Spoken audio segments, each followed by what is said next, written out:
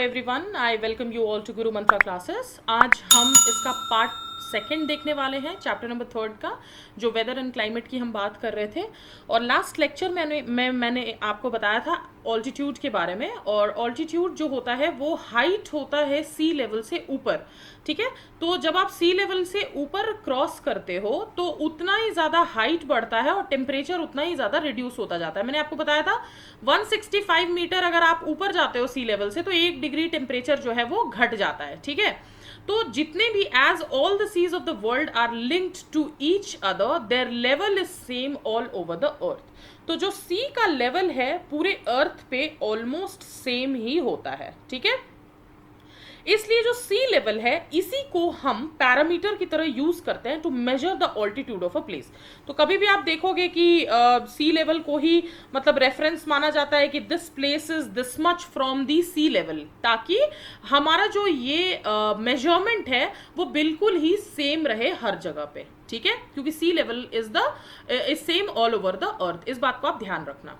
फिर जो climate of a place is also affected by its altitude. अब आप सोचो ना, आप सपोज करो यहाँ पे रहते हो, ठीक है, तो यहाँ पे एक अलग टेम्परेचर होगा। आप यहाँ पे रहते हो तो उतना ही टेम्परेचर कम हो जाएगा।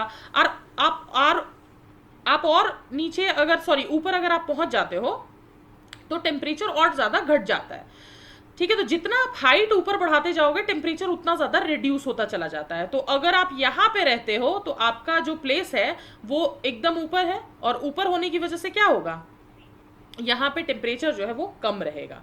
तो जो अर्थ सरफेस के पास की जो एयर होती है is dense and absorbs more heat. अब आप ऐसे समझो, जो ये अर्थ सरफेस है, ये वाला अर्थ सरफेस है, इसके ऊपर की जो हवा होगी ना वो बिल्कुल ही मोटी होगी, डेंस होगी, और उतना ही ज्यादा ये हीट को अब्सॉर्ब करती है, ट्रैप करती है, ठीक है।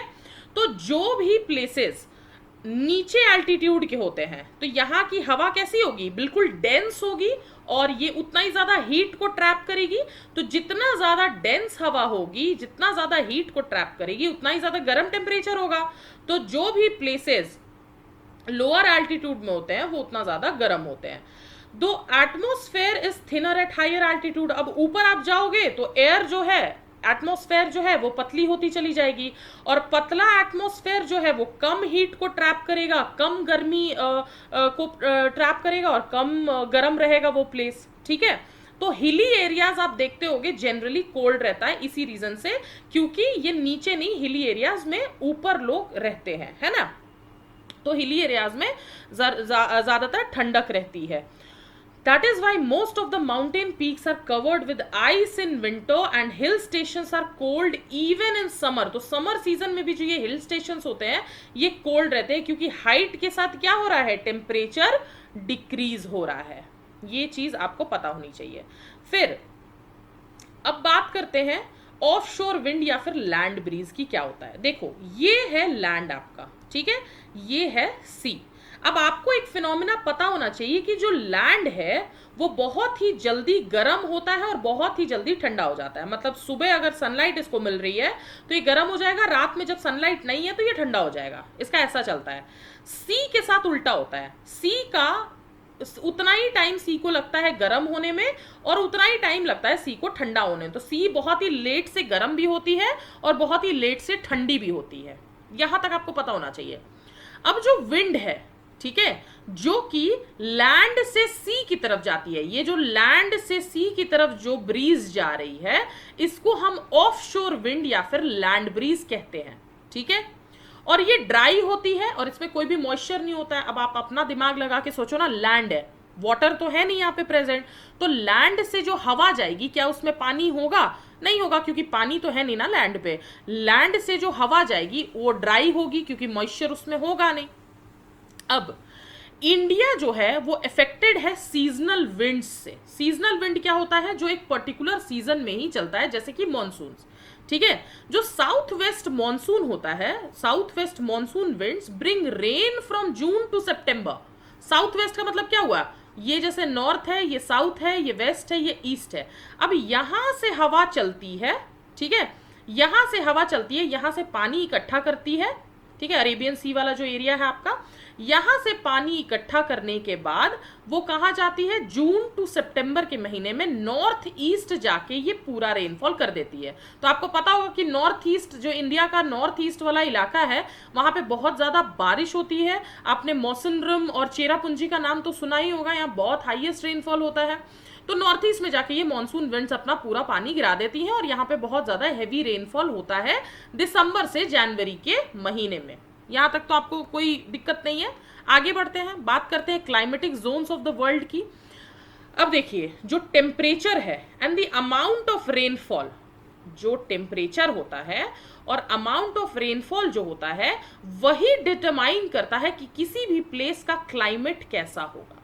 ठीक है, पूरे वर्ल्ड को हमने डिवाइड कर दिया अलग अलग क्लाइमेटिक रीजन्स में या फिर हीट जोन्स में। ठीक है, ये पूरा वर्ल्ड है ना, ये पूरे वर्ल्ड को हमने क्या किया है, डिवाइड कर दिया अलग अलग क्लाइमेटिक जोन्स में या फिर हीट जोन्स में, जैसा भी वहां का क्लाइमेट है उसके अकॉर्डिंग। तो हमने 3 मेन क्लाइमेटिक जोन्स को डिवाइड किया है। एक को कहते हैं टॉरिड, दूसरे को कहते हैं टेम्परेट और तीसरे को कहते हैं फ्रिजिड जोन। ध्यान से सुनिएगा, जिस जगह का जैसा टेम्परेचर होगा उस हिसाब से हमने पूरे वर्ल्ड को अलग अलग क्लाइमेटिक जोन्स में डिवाइड कर दिया है। एक को हम कहते हैं टॉरिड जोन, एक को हम कहते हैं टेम्परेट जोन और तीसरे को हम कहते हैं फ्रिजिड जोन। ठीक है, अब आप ये देखो, ये वाला जो एरिया है नीचे, अब आपको क्या लगता है, यहाँ पे अंटार्कटिक है तो यहाँ पे कैसा टेम्परेचर रहेगा, ठंडा रहेगा, तो हमने इसका नाम दे दिया फ्रिजिड। फिर आप ऊपर चले जाओ, यहाँ पे ये बिल्कुल पोल्स के पास वाला रीजन है, पोल्स के पास कैसा रहता है, ठंडा रहता है बिल्कुल, तो ये कैसा रीजन होगा, फ्रिजिड यानी ठंडा। अब आप आ जाओ इक्वेटर पे, इक्वेटर के 10 डिग्री ऊपर 10 डिग्री नीचे आप आओगे तो आपको गर्म टेम्परेचर मिलेगा। गर्म टेम्परेचर मिलेगा यानी हम इस जोन को क्या कहेंगे, टॉरिड जोन कहेंगे। ठीक है, और फिर आता है ट्रॉपिक ऑफ कैंसर और ट्रॉपिक ऑफ कैप्रिकॉर्न वाला रीजन, जिसको हम टेम्परेट कहेंगे। और यहीं पे टेम्परेट ग्रासलैंड्स और सवानास वगैरह हमें मिलते हैं, बड़े बड़े ग्रासलैंड्स और ये सारी चीजें। ठीक है, ये आपको अच्छे से समझ में आना चाहिए। Climatic zones is very important. तो बात करते हैं टॉरिड जोन की। तो जो 2 ट्रॉपिक्स के बीच का रीजन है, ट्रॉपिक ऑफ कैंसर और ट्रॉपिक ऑफ कैप्रिकॉर्न के बीच का जो रीजन है उसको कहेंगे टॉरिड जोन। कौन कौन से रीजन, ट्रॉपिक ऑफ कैंसर और ट्रॉपिक ऑफ कैप्रिकॉर्न, उसको कहेंगे टॉरिड जोन। ये रीजन ऐसा होता है जो डायरेक्टली सन रेज को रिसीव करता है और बिल्कुल यहाँ का जो टेम्परेचर होगा वो हॉट होगा पूरे साल भर। पूरे साल भर यहाँ पे टेम्परेचर जो है वो गर्म रहेगा क्योंकि डायरेक्ट सन रेज मिल रही है इसको। और रेनफॉल भी बहुत हैवी होगा किसी किसी जगह पे, क्योंकि सोचो आप कि अगर किसी जगह पे डायरेक्ट सन रेज आ रही है तो वहां पे उतना ही ज्यादा इवापोरेशन होगा, उतना ही ज्यादा कंडेंसेशन होगा और रेनफॉल तो होगा ही होगा फिर, है ना। Thus they have a hot and wet climate. ठीक है, बात समझ में आ गई। तो गर्म भी होगा लेकिन गीला भी होगा क्योंकि रेनफॉल होता है। इस रीजन को हम ट्रॉपिकल जोन भी कहते हैं, ट्रॉपिकल जोन भी कहते हैं, नाम आपको याद होने चाहिए। बात करते हैं टेम्परेट जोन की। तो जो रीजन ट्रॉपिक ऑफ कैंसर और आर्कटिक सर्कल के बीच के रीजन्स होते हैं उसको हम कहते हैं टेम्परेट जोन। ठीक है, और ट्रॉपिक ऑफ कैप्रिकॉर्न और अंटार्कटिक सर्कल, तो ऊपर ये ट्रॉपिक ऑफ कैंसर है, ये आर्कटिक सर्कल है, इधर ट्रॉपिक ऑफ कैप्रिकॉर्न है, इधर अंटार्कटिक सर्कल है। इनके बीच का जो ये रीजन होता है इसको हम कहते हैं टेम्परेट जोन। इन रीजन्स में स्लैंटिंग रेज, जो मैंने अभी आपको थोड़ी देर पहले दिखाया था, स्लैंटिंग रेज आती है और इस तरह के प्लेसेस में क्लाइमेट ना ही ज्यादा गर्म होता है ना ही ज्यादा ठंडा होता है, लेकिन इनका जो विंटर होता है वो ठंडा होता है और समर जो है वो बहुत ज्यादा हैवी, मतलब बहुत ज्यादा हीटेड अप समर नहीं होता, माइल्ड समर्स होता है टेम्परेट जोन वाले एरिया में। फिर बात करते हैं फ्रिजिड जोन। फ्रिजिड जोन क्या होगा, जो भी रीजन्स पोल्स के पास है, नॉर्थ पोल साउथ पोल के पास है, उनको फ्रिजिड जोन कहेंगे। ये जो है आर्कटिक सर्कल से लेकर के नॉर्थ पोल तक और अंटार्कटिक सर्कल से साउथ पोल तक। ठीक है, ध्यान रखना, ये वाले को हम बोलेंगे फ्रिजिड जोन। और ये इक्वेटर से बहुत ज्यादा दूर है, बहुत ज्यादा दूर होने के कारण इनको स्लैंटिंग रेज मिलती है सन की, और मैंने आपको बताया था स्लैंटिंग रेज मिलेगी तो बहुत ज्यादा गर्मी तो होगी नहीं, तो पूरे साल में बहुत सारे ऐसे मंथ्स होते हैं, 6 से ऊपर मंथ ऐसे होते हैं जहां पे सन की रेज पहुंचती ही नहीं है, और यहाँ पे थिक शीट ऑफ आइस से कवर्ड होता है ये पूरे साल भर, और क्लाइमेट जो है एक्सट्रीम कोल्ड रहता है थ्रू आउट द ईयर। ये आपको समझ में आना चाहिए। Climatic regions of the world के बारे में बात करते हैं। तो क्लाइमेट जो है वो पूरे वर्ल्ड में सेम नहीं है, हर जगह ये डिपेंड करता है, फैक्टर्स जो भी मैंने आपको बताए थे उस पर डिपेंड करता है कि ये जो क्लाइमेट होगा ये किस जगह पे कैसा होगा। कुछ रीजन्स बहुत हॉट होंगे, कुछ रीजन्स बहुत ही वेट होंगे, कुछ हॉट होंगे, ड्राई होंगे, ठीक है। कुछ रीजन्स ऐसे भी हो सकते हैं जिसमें पूरे साल भर आइस और स्नो से कवर्ड हो सकते हैं, और कुछ ऐसे होंगे जिसमें एक्सट्रीम समर्स और एक्सट्रीम विंटर्स होगा। तो हमने वर्ल्ड को डिवाइड कर दिया है अलग अलग क्लाइमेटिक जोन्स में on the basis of the climatic conditions experienced in them. तो जिस तरीके का क्लाइमेट होगा उस तरीके से ही वहां का जो है क्लाइमेटिक रीजन्स को हमने डिवाइड किया है।